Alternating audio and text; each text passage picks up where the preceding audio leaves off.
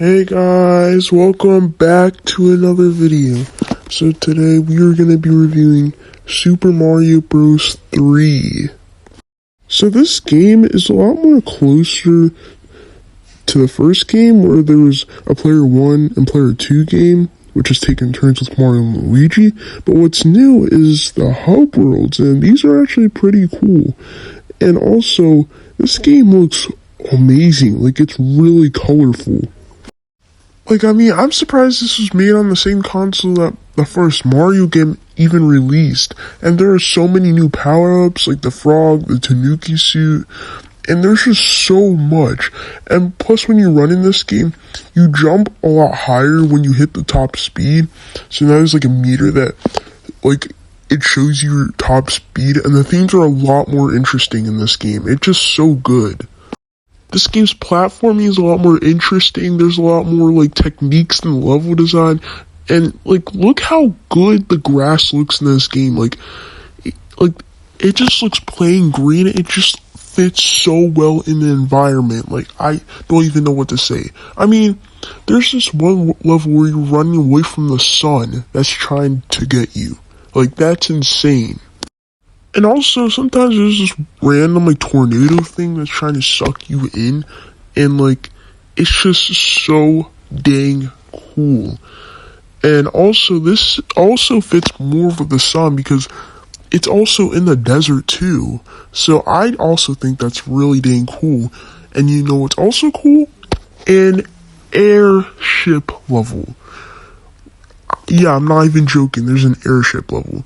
But what really sucks about these is that they're auto-scrollers, and auto-scrollers aren't really a big deal for me, but they just don't really have a purpose, because, especially for speedrunners, though. But, it's not really that big of a deal, so, yeah. And also, there are a lot more in this game than the previous Mario games, so you should be prepared for that. There's also big platforms, there's bills, and it's just so dang cool. I really think these are really climactic and very interesting, and it's cool jumping from another ship to another, so it actually feels like you're going on a ship than just these random blocks out of nowhere. So they did a really good job there. But every one of these are auto-scrollers, like I said earlier. And not only there are airship levels, there's also water levels, and these are about as you expect, but in some of these, they're actually a lot more interesting than the previous games, where, you don't just swim around in one direction. Sometimes the level curves around, and you can go on the surface. And these air bubble things that push you up and down, which makes it a lot more interesting, and sometimes there's, the enemy on top that tries to throw those, enemies at you. I forgot what he was called, but yeah, I think those are really interesting ideas, and the execution is actually pretty good, so I really like it. But the level design in this game isn't perfect, because, there's just a lot of times where it just feels a little bit unfair, where even the slightest mistake would just cost you the whole entire thing. This one auto-scroller level here, where you have to try and, catch up, and the auto-scrolling here is a lot faster than usual.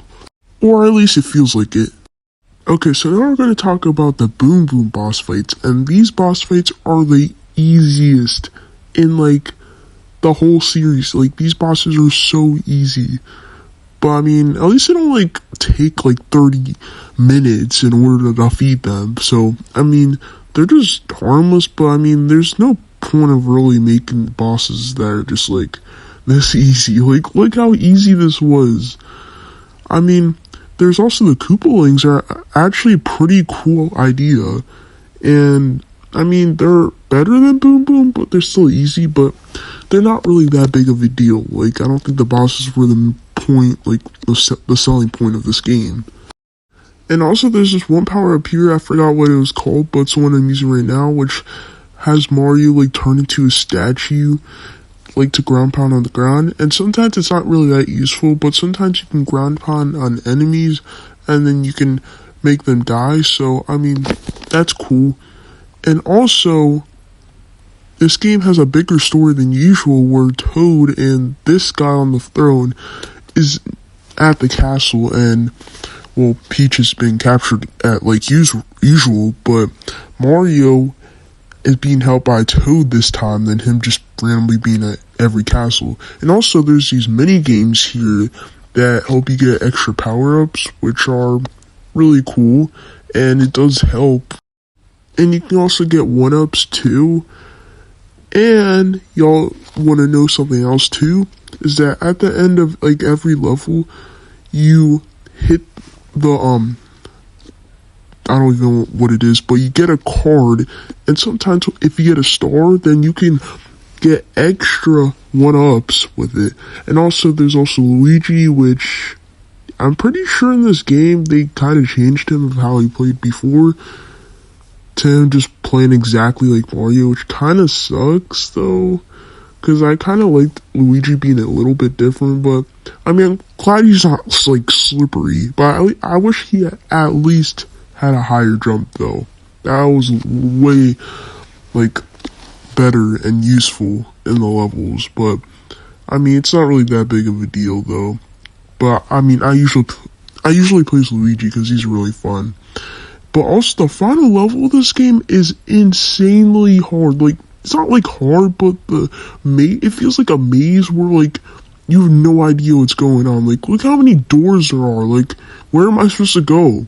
Like, it took me like 10 minutes one time, and I got like so many timeouts because I don't know where to go. Like, this level is just so long, and if you look at the map in this level, like, I mean, look at this. This is just insane. Like, this is probably one of the worst levels in the game. Like, it doesn't really feel hard. It doesn't really test out your skills. It just puts you in one big maze, and I just really don't like it. But the final boss in this game is actually okay. It's perfectly fine. It's harmless. But, I mean, this fight is really easy, not gonna lie. But, I mean, I'm glad it's easy. I'd rather have an easy boss than like a crazy annoying boss. But I mean, this boss is pretty harmless, like I said, and yeah, this boss is good, or fine at least. But I really am trying to grow my channel, so it'd really help if you guys actually subscribed. And I would also want you guys to hit the notification mark, and bye.